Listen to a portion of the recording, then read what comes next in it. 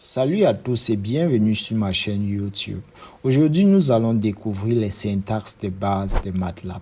Si vous êtes débutant en programmation ou si vous cherchez à en savoir plus sur MATLAB, ce tutoriel est fait pour vous. Alors, commençons. Vous pouvez commencer par entrer des expressions simples. Par exemple, additionnons 5 et 5.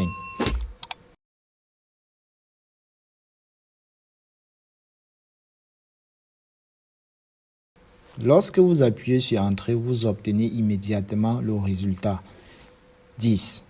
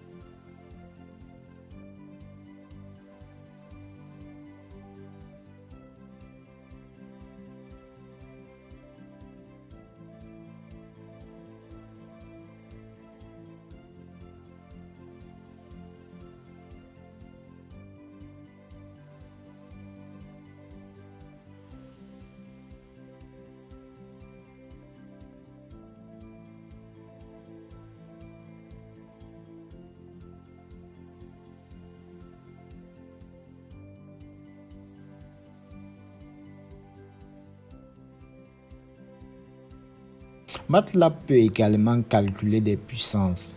Essayons 6 élevé à la puissance 2. Le résultat est 36.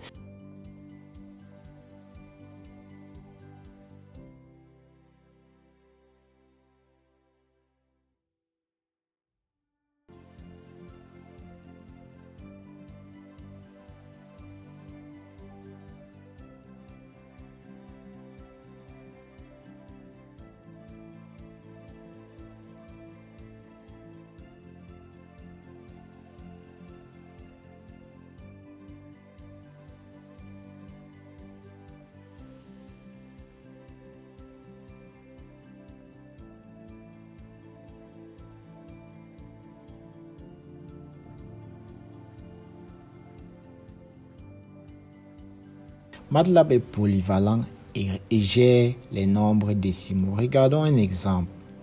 2,5 fois 2. Le résultat est de 5. Vous pouvez également effectuer des opérations trigonométriques. Par exemple, trouvons le cosinus de pi sur 2. Le résultat est de 0. Vous pouvez remarquer que pi ne s'écrit pas en grec, mais comme il se prononce pi, pi.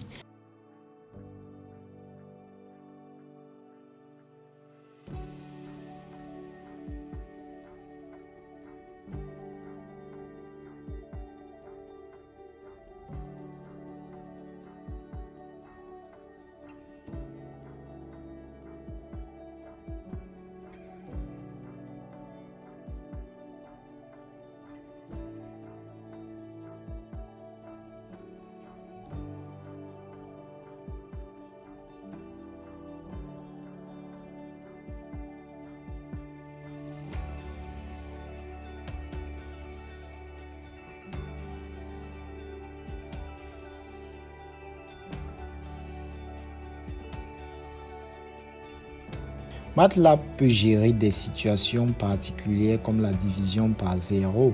Par exemple, 23 divisé par 0. Le résultat est INF, ce qui signifie l'infini. MATLAB est sensible à la casse, ce qui signifie qu'il fait la distinction entre les majuscules et les minuscules. Par exemple, ma variable et ma variable sont considérées comme différentes. Assurez-vous d'utiliser la casse de manière cohérente dans votre code.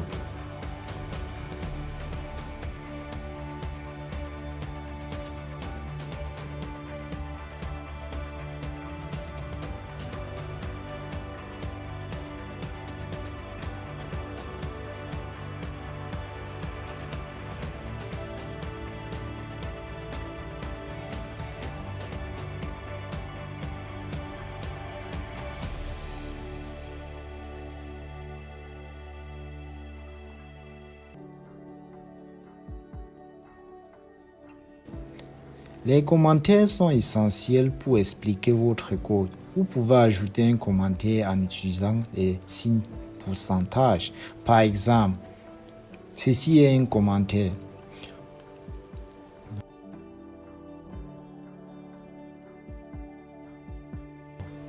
Pour vous exercer, j'ai prévu un exercice pour vous. Il s'agit du calcul d'une moyenne.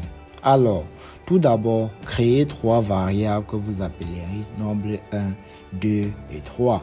Chacune de ces variables représentera un nombre. Vous pouvez choisir n'importe quel nombre de votre choix. Une fois que vous avez assigné des valeurs à ces différentes variables, vous pouvez maintenant écrire le code qui calculera la moyenne de ces 3 nombres. À la fin, stockez le résultat dans une nouvelle variable que vous appellerez moyenne. Vous pouvez commenter cette vidéo en ajoutant votre code. La solution sera fournie dans la prochaine vidéo. Alors, n'hésitez pas à essayer par vous-même avant de la consulter. C'est un excellent moyen d'apprendre. Et voilà, c'est tout pour ce tutoriel sur les syntaxes de base de MATLAB. Vous avez appris les bases essentielles pour commencer à écrire du code en MATLAB, de l'utilisation des expressions mathématiques aux commentaires. Je vous encourage à pratiquer ces concepts et à explorer davantage les fonctionnalités de MATLAB à mesure que vous devenez plus à l'aise avec le langage. Restez connectés pour plus de tutoriels à venir. N'oubliez pas de liker, de vous abonner et de partager cette vidéo avec d'autres passionnés de MATLAB. À bientôt sur ma chaîne. Bye bye.